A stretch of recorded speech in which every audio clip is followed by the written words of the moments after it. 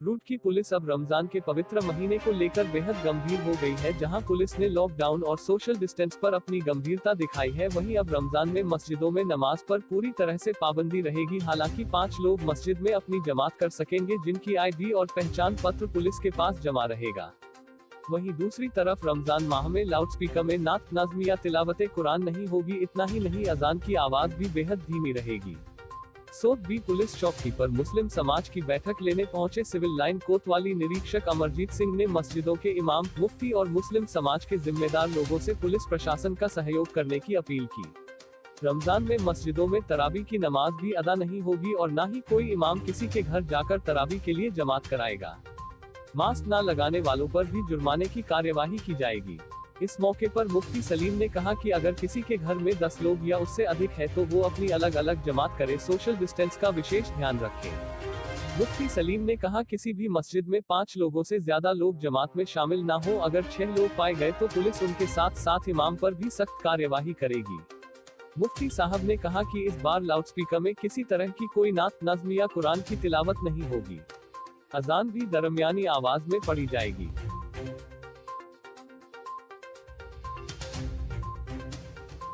दिशा निर्देश किए गए हैं।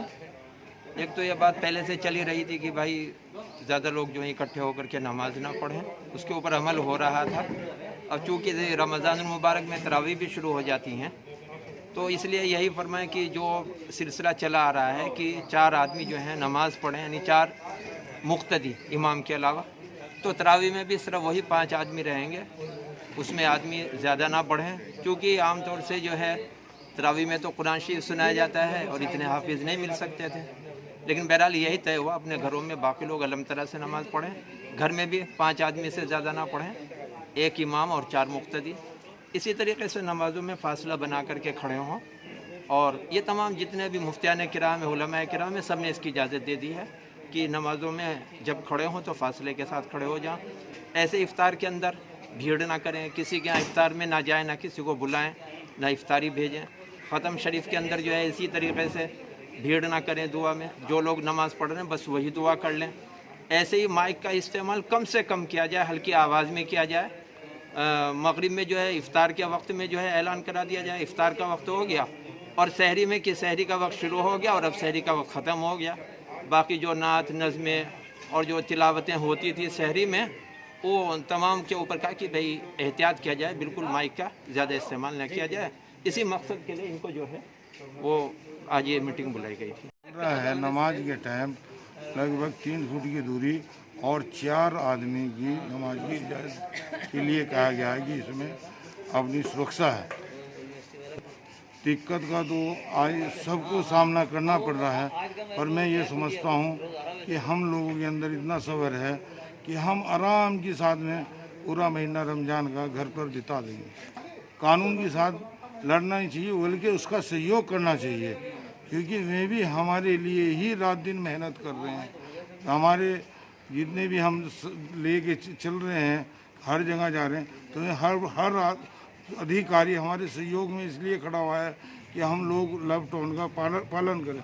अगर हमने उनका साथ नहीं दिया तो उसका नुकसान हम लोगों को ही है। मैंने ये बात रखी थी, जैसे कि हर साल बादशाह होटल के आसपास सुनिए वगैरह बिकती थी, कि वे उनका कोई ऐसा रास्ता निकल जाए कि वे बेच सकें।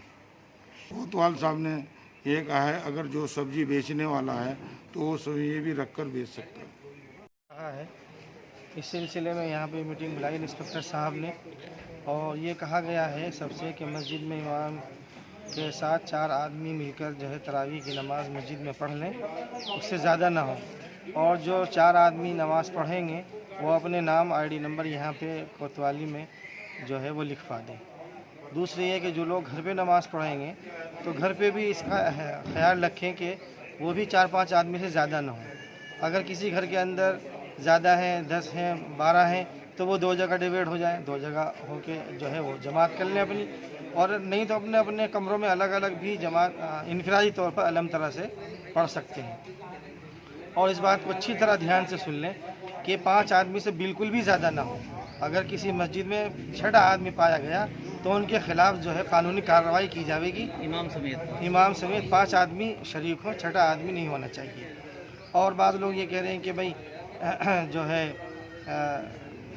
अज़ान पे पाबंदी लगाई गई, ऐसा कोई नहीं है, बल्कि अज़ान हस्ब दस्तूर दरमियानी आवाज़ से जो है वो देते रहें। हाँ, अलबत्ता इस बात का ख्याल रखें कि बहुत देर तक जो नज़में पढ़ी जाती हैं और कुरान की तिलावत की जाती है उसके ज़रिए से उठाया जाता है, जो गलत है उससे बिल्कुल बचा जाए। एक मरतबा सुबह में ऐलान करें कि अब सहरी का वक्त हो गया है, फिर बंदिश का ऐलान कर दें, ऐसे ही शाम में इफ्तार का ऐलान कर दें। रमज़ान से संबंधित यहाँ सोधवी रुड़की थाना कोतवाली के अंतर्गत ये मीटिंग हुई। यहाँ पर तमाम सोत भी और कोतवाली के अंतर्गत जो इमाम हैं उन सब का यहाँ बुलाया गया, दिशा निर्देश दिए गए और ख़ास तौर से डीजीपी साहब का एक आदेश आया था कि साहब अज़ान माइक पर नहीं होगी।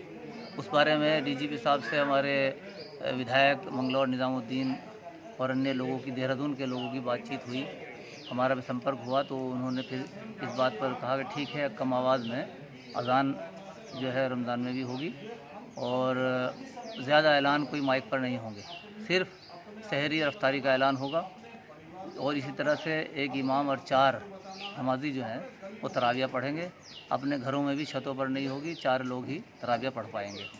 इसके अलावा तमाम इमामों ने और यहाँ के मुफ्ती साहब ने और मौलाना साहब ने जो तजावीज़ रखी हैं उनमें यही है कि दारुल उलूम से जो फतवा आया है उसके मुताबिक ही हम यहाँ अमल करेंगे और इलाके में घूम घूम कर ये प्रचार करेंगे, ख़ास तौर से कि भाई लॉकडाउन का पालन करें, हुकूमत की जो हिदायत हैं उन पर अमल करें। आज यहाँ पर सभी मुस्लिम धर्म गुरुओं को बुलाकर और स्थानीय पार्षद और सभी प्रतिष्ठित व्यक्तियों को बुलाकर इनके साथ में रमज़ान के पवित्र महीने के उपलक्ष्य में आज यहाँ पर गोष्ठी आयोजित की और नमाज पढ़ने के संबंध में आवश्यक दिशा निर्देश दिए गए और लॉकडाउन को कड़ाई से लागू करने और सोशल डिस्टेंसिंग बनाए रखने के लिए सभी लोगों से अपील की गई है। बता रहे थे हाँ, जो मास्क ना पहनने पर और सोशल डिस्टेंसिंग का पालन ना करने पर इसके संबंध में पुलिस के द्वारा कार्रवाई की जा रही है और यदि कोई व्यक्ति मास्क नहीं पहनेगा उसके विरुद्ध भी कड़ी से कड़ी कानूनी कार्रवाई की जाएगी। अभी डिस्कस किया गया है इनके साथ में और अभी फिर विचार कर रहे हैं, फिर अभी चल रही है हमारी।